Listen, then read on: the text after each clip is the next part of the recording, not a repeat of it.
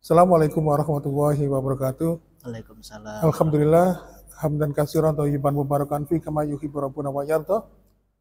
Baiklah jamaah sekalian dan teman-teman sahabat-sahabat yang senantiasa diberikan kebaikan oleh Allah Subhanahu wa taala.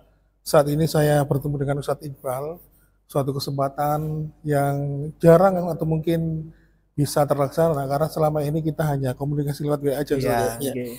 Nah, kebetulan ini beliau ada di Masjid Mujahidin, jadi pada kesempatan pagi hari ini saya ingin coba diskusi sebentar Iya. tentang fenomena sekarang ini.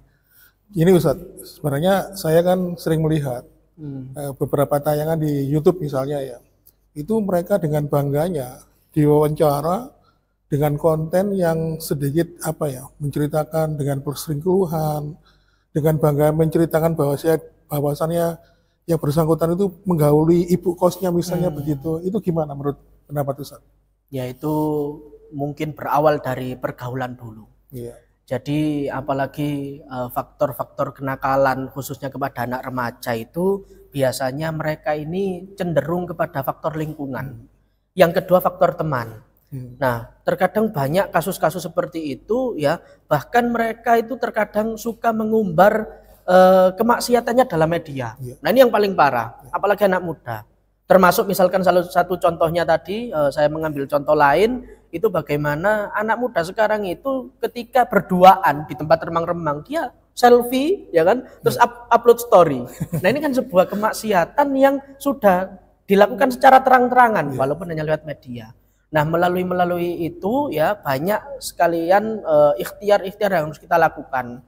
Jadi yang seperti yang saya sampaikan tadi ya, kita harus paham dulu terlebih ke diri kita sendiri ya. Dosa apa yang sudah kita lakukan? Ya, minimal kalau kita sudah mengaku bersalah baru kita istighfar kepada Allah. Ataupun kita kenal diri dengan yang lainnya misalkan dari teman-teman ataupun ada sahabat dekat kita ya, kita harus berani untuk mengingatkan terlebih dahulu. Apalagi dengan sampai kasus-kasus pembunuhan tadi. Nah, ini sudah di luar nalar kita ya kan, di luar nurul. Nah, bahasanya anak gaul sekarang. Iya. Jadi gini, kalau saya boleh sharing ya, saya pernah ketika ngopi di suatu tempat kawasan wisata, dan kebetulan itu kawasan wisata sejarah. Kebetulan ya sebut saja kalau di Petilasan salah satu Patih Gajah Mada yang ada di Mojokerto sini. Nah, ketika bertemu itu saya bertemu dengan seorang yang mengaku praktisi paranormal.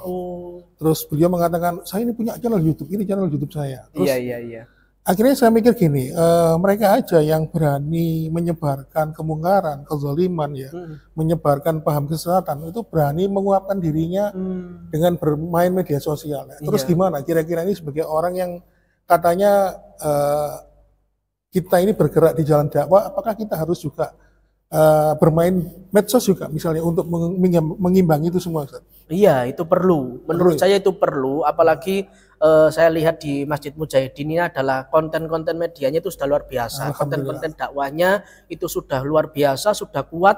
Maka kita harus menguatkan itu juga. Jangan kalah dengan konten-konten yang tadi kemaksiatan tadi. Sehingga harus imbang antara konten kebaikan, bahkan kalau bisa lebih kuat lagi. Bahkan kalau bisa lebih ditingkatkan lagi. Nah, saya juga mengapresiasi ya kepada seluruh masjid-masjid yang setiap saya ada kajian, ada rutinan itu Ustadz, itu setiap live, setiap kajian itu live, setiap ini diupload di YouTube. Nah, ini luar biasa. Jadi ini yang seperti ini adalah bagian dari ikhtiar kita untuk menyelamatkan misalkan ya generasi-generasi kita, remaja masjid kita, perlu pengembangan media yang luar biasa sehingga dari jalan itulah insya Allah akan ada pengembangan-pengembangan yang lain, akan ada kebaikan-kebaikan yang lain, dan salah satunya adalah saya juga pernah ya Ustadz ya, bukan berdakwah ini, bukan ceramah, tapi diskusi juga. Saya di Surabaya itu ada komunitas itu ada 5 nakpang Ustadz. Tapi ini tidak saya populerkan dalam media, ini tertutup memang. Dan di situ saya ajak untuk berdiskusi, apa sih yang menyebabkan kamu seperti ini? Nah, dan saya tidak menggunakan jas seperti ini, Ustaz. Saya pakai yang lebih keren gitu. Nah, pakai celana, pakai ini, pakai yang gaul-gaul, biar tidak sama kayak majelisan. Akhirnya saya ajak diskusi, Ustaz. Ternyata mereka sama. Sebenarnya kita ini pengen di jalan yang baik, pengen mereka itu ingin berbuat baik. Namun terkadang penyesalan mereka ini loh tidak dianggap sama masyarakat, bahkan ketika mereka ingin ke masjid dia sungkan. Karena apa? Karena penampilannya sudah awal seperti ini, apalagi ada tatonya, ada tindiknya. Nah inilah yang harus kita sadari bersama, bahwa pentingnya media itu untuk kebaikan, untuk berdakwah ini luar biasa. Dan itu patut kita apresiasi, apalagi ada generasi muda, Gen Z, yang mengembangkan potensi-potensi seperti itu. Nah ini luar biasa lagi.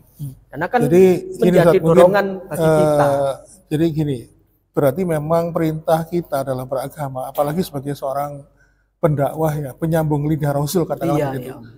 Jadi faktor utama kita itu adalah amar ma'ruf nahi munkar. Iya, dan tentunya dalam hal ini, ketika kita menyuruh kepada kebenaran, mengajak kepada orang berbuat baik, tentunya juga lebih mengedepankan potensi yang ada saat ini. Okay. Jadi kita tidak boleh nutup mata dengan perubahan zaman. Kalau misalnya ada media sosial, ya kita manfaatkan. Yeah, jadi intinya itu kita tidak boleh kalah dengan mereka-mereka yang bikin tayangan-tayangan atau sesuatu yang munkar gitu saja. Ya, konten-konten yang mungkar tadi, konten-konten yang mungkin tidak ada manfaatnya ya bagi kita. Tapi bagi Gen Z itu masih di ini. Bahkan anak muda itu memiliki sifat kubut taklid, Ustadz. Kubut taklid ini adalah suka meniru. Suka meniru itu dalam bahasa anak mudanya itu FOMO. Kan banyak anak-anak muda sekarang akhlaknya mungkin kurang baik ya di hadapan masyarakat, di hadapan orang tua. Karena apa? Karena mereka menirukan gaya-gaya yang seperti itu. Gaya potongannya, gaya berpakaiannya, bahkan gaya bicaranya. Ini yang paling bahaya. Sehingga apa Ustadz? Ketika misalkan melihat anak kita yang seperti itu, ya kalau saya kan belum punya anak, jadi aman. Nah, melihat anak kita yang seperti itu, maka kayak nggak tega gitu loh. Orang tua kok bisa sih anakku kayak gini. Nah, terkadang ada rasa penyesalan. Namun orang tua ingin mengingatkan anaknya itu sudah terlanjur nakal seperti itu. Nah, maka peran media itu sekarang penting.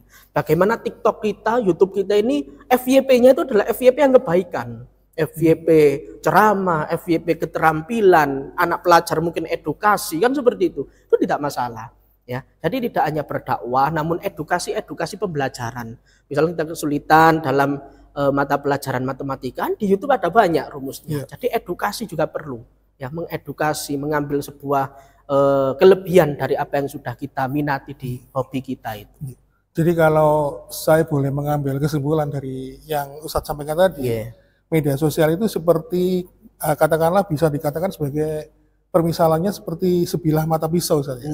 Jadi di satu sisi kita bisa memanfaatkan untuk hal-hal yang dengan kebaikan, di satu sisi juga kita bisa mendapatkan manfaat keburukan di situ. Nah, kira-kira langkah apa yang mungkin jenengan bisa memberikan tips ya kepada orang tua? Sekarang ini kan orang tua kan nyari praktisnya saja supaya anaknya gak rebel dikasih HP gitu. Supaya anaknya itu bisa menjadi terarah, menjadi anak yang bisa diarahkan sama orang tua, itu gimana kira-kira? Iya. Ini saya juga belajar dari orang tua saya, Ustadz. Jadi flashback sedikit, saya kecil dulu itu memang dididik sama orang tua itu agak keras, Ustadz. Saya dulu sama dengan anak normal pada umumnya, nakal. Bahkan ayah saya itu menjadi guru SD, ya. Saya ketika SD itu suka ngentit, nyolong ini pensil, buku dan lain sebagainya, sehingga dilaporkan ke ayah saya, Pak ini loh Iqbal suka mencuri ini. Akhirnya orang tua itu mungkin merasa ya kok anak saya nakal gitu. Akhirnya saking gemesnya Ustadz, SMP itu saya mulai dipondokkan. Nah mungkin dari ikhtiar itulah, dari pendidikan yang baik itulah mungkin awal agar anak itu menjadi baik.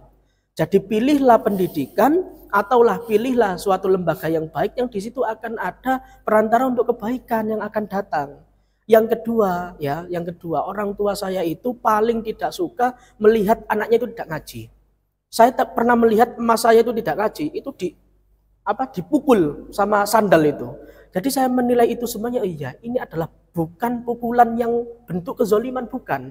Namun pukulan kasih sayang, pukulan yang menjadikan anak itu semakin baik, dan boleh jadi dari pukulan itulah yang akan mengantarkan kita ke surga. Itu yang kedua. Yang ketiga, tentunya ada doa Ustadz dari orang tua. Saya ini kan semester 7 Ustadz, jadi sudah masa-masa skripsi. Apapun keluh kesah saya, pasti saya curhat ke orang tua saya, terlebih ibu saya. Bu, saya mau ke Surabaya, mau pamitan ke Surabaya untuk mengajukan judul skripsi. Mau minta doa restunya. Jadi antara anak sama orang tua itu harus terbuka. Begitupun sebaliknya. Orang tua sama anak wajib lebih terbuka lagi. Sehingga insya Allah dari didikan-didikan orang tua, ketika orang tua menegur anaknya, insya Allah anak itu tidak akan membantah tadi. Nah, ketika faktanya kan banyak. Ketika anak itu geram, dibantah, jangan pun dibantah, dibunuh saja mereka lakukan kan gitu. Ya. Nah, itu Gen Z itu tantangannya luar biasa. Ya. Ya, alhamdulillah Ustaz, terima kasih atas Sami-sami. pencerahannya, sharing ilmunya. Mohon maaf bila sedikit mengganggu waktu jenengan karena memang saya hanya memanfaatkan kedatangan jenengan di Masjid Mujahidin ya.